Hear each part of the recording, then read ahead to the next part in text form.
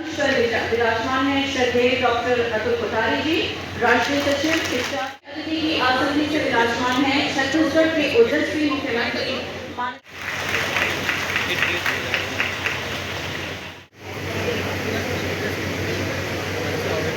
छत्तीसगढ़ के राज्यपाल हेमचंद यादव विश्वविद्यालय के दीक्षांत समारोह में, और हमारे साथ कुछ छात्राएं हैं जिनको गोल्ड मेडल से सम्मानित किया गया है। सबसे पहले अपना नाम बताइए आप। प्रतीक्षा पांडे। प्रतीक्षा जी, गोल्ड मेडल आपको राज्यपाल महोदय जी के हाथों से मिला है, तो किस विषय में मिला और क्या कुछ कहना चाहेंगे? मुझे एमए साइकोलॉजी में मिला है और मैं बहुत खुश हूँ, बहुत ब्लेस्ड हूँ। फैमिली मुझे हमेशा से सपोर्ट करती रही है और ये मेरा ही डिसीजन था कि मैं साइकोलॉजी में, मैंने बीए भी साइकोलॉजी में ही किया है और एमए भी। आगे का क्या सोचते हैं, आगे किस रास्ते पर आपको जाना है? आगे तो मैं अभी इंटर्नशिप कर रही हूँ और मेरा क्लिनिकल साइकोलॉजी में ही आगे बढ़ने का प्लान है, अदरवाइज बैंकिंग। चलिए आप अपना नाम बताइए। विनाक्षी है मेरा नाम। मीनाक्षी जी, थोड़ा सा बताइए अपने बारे में, परिवार में कौन कौन है? मैं, मेरे पापा, मेरी मम्मी और मेरी सिस्टर है, बड़ी बहन है मेरी। तो एमएसडब्ल्यू में मुझे गोल्ड मेडल मिला है, मास्टर ऑफ सोशल वर्क। तो सोशल वर्क में, तो समाज सेवा के क्षेत्र में आप आगे बढ़ना चाहते हैं, तो क्या ऐसा चीज आपने देखा कि सब्जेक्ट को चूज चूज किया है? बेसिकली मेरा ये बैकग्राउंड नहीं था, लेकिन ये मुझे मेरे एल्डर्स ने सजेस्ट किया कि इस चीज़ में करो, इस चीज़ को जानोगी तो अच्छा लगेगा। क्योंकि आज के डेट में समाज में ही अपने को आगे बढ़ना है, तो पहले समाज में ही देखना पड़ेगा कि क्या चीज़ की कमी है, उसी को ही सुधारना पड़ेगा। तो इसलिए कि और ऐसे प्रोफेशनली मेरा सीए चल रहा है अभी फिलहाल, तो पर समाज से रिलेटेड ही हो तो ज़्यादा बेटर है। आज अंदर का माहौल कैसा था? बहुत अच्छा था। बहुत ऐसा देख के गूज बम्स आ गए थे जब सब कुछ स्टार्ट हुआ तो। तमाम लोग क्लैपिंग के माध्यम से आप लोगों का हौसला अफजाई कर रहे थे, उन लोगों के लिए भी क्या कहेंगे? सबको दिल से बहुत बहुत थैंक यू, और ऐसे ही अगर लोगों को अप्रिशिएट करते रहोगे उनके अचीवमेंट्स के लिए, तो विदाउट नो डाउट और बहुत सारे लोग आएंगे। परिवार में कौन कौन है आपके? मेरे पापा, मम्मी और मेरा छोटा भाई है। आगे का क्या सोचा है, मतलब आगे जॉब करनी है या फ्यूचर में क्या प्लानिंग है? जॉब भी करनी है, मैं साइड बाय साइड इंटर्नशिप करती रहती हूँ और क्लिनिकल साइकोलॉजी में मेरा बहुत कुछ चलता रहता है, डिप्लोमा एंड ऑल। साथ साथ मैं बैंकिंग की भी प्रिपरेशन कर रही हूँ। आप बताइए अंदर का अनुभव कैसा था और क्या कुछ कहना चाहेंगे? अंदर तो बहुत अच्छा था, जो सिस्टमेटिक पुलिस व्यवस्था थी, जो बॉडीगार्ड्स थे, और जो बहुत ही प्रॉपर एक जो सीक्वेंस होना चाहिए वैसा था। कभी खिच पिच नहीं था, प्रॉपर अपने सीट अलॉटमेंट थे, हर चीज़ बहुत अच्छे से था, मैनेजमेंट बहुत अच्छा था। पढ़ाई से पहले सोचा था कि गोल्ड मेडल मिल पाएगा? मैं बेसिकली जब ऑनलाइन हुआ था तब मेरा नहीं था, जब ऑफलाइन हुआ तब मेरा गोल्ड मेडल आया है। ऑनलाइन में तो मेरा रैंक थोड़ा पीछे ही था, जब ऑफलाइन एग्जाम, और ऑनलाइन तो होना भी नहीं चाहिए, ऑफलाइन ही में सब पता चलता है कि कितना पढ़े हैं, क्या पढ़े हैं।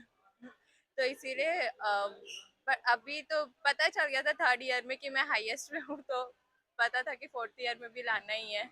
और फैमिली और मेरे टीचर्स जो थे कॉलेज के, वो बहुत सपोर्टिव थे। वो लोग थे कि आप कर लोगी, तो फिर हो गया। कितने लोग अपेयर हुए थे आप लोगों के साथ? 48 गोल्ड मेडलिस्ट थे और पीएचडी के 68। तो टोटल स्ट्रेंथ कितनी थी, टोटल मतलब ओवरऑल? ओवरऑल तो ऐसे काउंट नहीं किए, बट अप्रॉक्स 100 प्लस ही थे, 100 150 प्लस। तो चलिए, ये हेमचंद यादव विश्वविद्यालय की तमाम जो छात्राएं हैं गोल्ड मेडल से नवाजी गई और काफी खुश है। राज्यपाल हेमचंद यादव विश्वविद्यालय के दीक्षांत समारोह में पहुंचे थे, और हमारे साथ सरोज नायर जी है।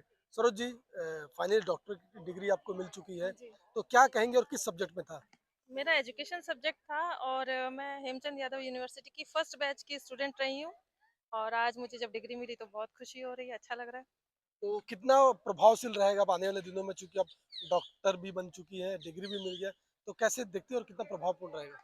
प्रभावपूर्ण तो है आइए ही, चल क्योंकि रहा हर एक शोध जो है वो यूजफुल ही होता है समाज के लिए, बच्चों के लिए, टीचर्स के लिए। तो मेरा भी शोध ये था कि जैसे 11th के बच्चे हैं, वो अपनी पढ़ाई से जब दूर हो जाते हैं तो किन कारणों से दूर होते हैं, और वापस उनको कैसे उनकी शैक्षिक उपलब्धि को उच्च किया जा सकता है, हायर किया जा सकता है। तो जो सब्जेक्ट में आप डिग्री मिला है, जी, तो कितने ऐसे स्टूडेंट होंगे, छात्र होंगे जिनको डॉक्टरेट की उपाधि इस सब्जेक्ट में मिली है? एजुकेशन के तो लगभग हम लोग 67 स्टूडेंट्स थे यहाँ पे आज जिनको डिग्री मिली है। बाकी और अदर सब्जेक्ट वाले भी थे, स्टूडेंट्स काफ़ी सारे थे। कैसा लगा, कैसा माहौल था अंदर का? बहुत ही अच्छा शानदार माहौल था। ये फर्स्ट ऐसा मौका मिला कि गवर्नर सर से मुझे उपाधि प्राप्त हुई है। सीएम सर भी थे साथ में। अच्छे गणमान्य लोगों के साथ खड़े होके फ़ोटो खिंचाना, उनसे डिग्री लेना बहुत बड़ी बात है। तमाम छोटे-छोटे स्टूडेंट भी थे और आप भी थे, तो उनके बीच में आप अपने आप को किस रूप में देख रही थी? देखिए, ऐज मायने नहीं रखती, जो अगर करना चाहता है वो किसी भी उम्र में कर सकता है। हाँ, छोटा बच्चा हो वो अपने एक समय के साथ में चलता जाता है और एक समय पे अपना अचीव कर लेता है। अब मेरे जैसे लोग हैं, मेरे साथ कई सारे लोग हैं जिनका एक पढ़ाई में गैप आ जाता है। लेकिन फिर से हम जैसे मैंने एकेडमिक रेसिलियंस मेरा फैक्टर था, तो मेरे ऊपर ही वो हो गया कि मेरी पढ़ाई छूट गई थी और मैंने फिर से अपनी पढ़ाई को स्टार्ट किया और आज मैं कलिंगा विश्वविद्यालय में असिस्टेंट प्रोफेसर हूँ, शिक्षा विभाग में। बहुत गौरवान्वित महसूस कर रही हूँ कि मेरी शोध को आगे समाज को सहायता मिलेगी। परिवार में कौन-कौन आपके? मेरे परिवार में 2 बच्चे हैं, बेटी है, वो खुद शोध करता है, अभी शोध कर रही है फॉरेंसिक साइंस में, बेटा है बीकॉम सेकंड ईयर में, हस्बैंड है। तो उन लोगों का बहुत अच्छा सपोर्ट रहा, स्टार्टिंग से ही मुझे सपोर्ट मिला और अगर परिवार का बैक सपोर्ट ना मिले तो शायद ही कोई आगे बढ़ पाएगा। जी। देखिए घर की ज़िम्मेदारी उसके बाद पढ़ाई, कैसे मैनेज होता था?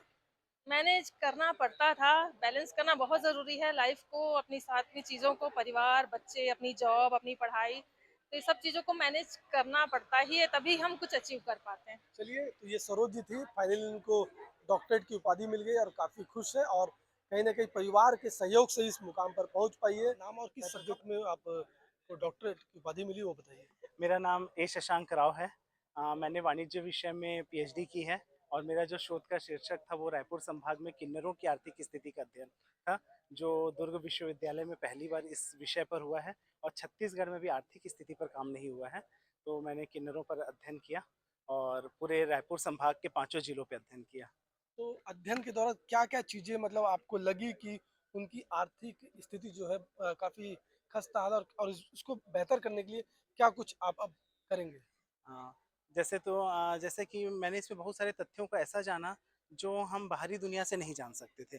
बहुत सारी चीज़ें जो हमें वैश्विक जगत या हम इंटरनेट के माध्यम में हमें मिलती हैं, वो काफ़ी गलत मेरे शोध में आई थी और जो आर्थिक स्थिति है जैसे-जैसे तृतीय लिंग की उन्हें मान्यता मिली है सर्वोच्च न्यायालय से, अब उनकी आर्थिक स्थिति में पहले से काफ़ी सुधार हो रहा है। छत्तीसगढ़ में लास्ट में जो पुलिस भर्ती हुई जो लास्ट बार हुई है, उसमें भी तृतीय लिंग व्यक्तियों का सिलेक्शन हुआ है और जो आरक्षण प्राप्त हो रहा है जिससे आरक्षण के माध्यम से आज तृतीय लिंग व्यक्तियों की स्थिति छत्तीसगढ़ में तो काफ़ी अच्छी है पहले की तुलना में, जो नित्य नई प्रगति की ओर अग्रसर हो रहे हैं। छत्तीसगढ़ में एशिया मध्य भारत का एक पहला तृतीय लिंग व्यक्तियों के लिए पुनर्वास केंद्र भी बना हुआ है रायपुर में है, जिसकी जानकारी बहुत कम लोगों को है, जो सरोना में बना हुआ है। और शोध कार्य में मैंने बहुत सारे किन्नरों से संपर्क किया, तो जो समाज में उनको देखने का नज़रिया था अब शिक्षा के माध्यम से परिवर्तित हो रहा है। ये गति धीमी है पर परिवर्तन सार्थक है।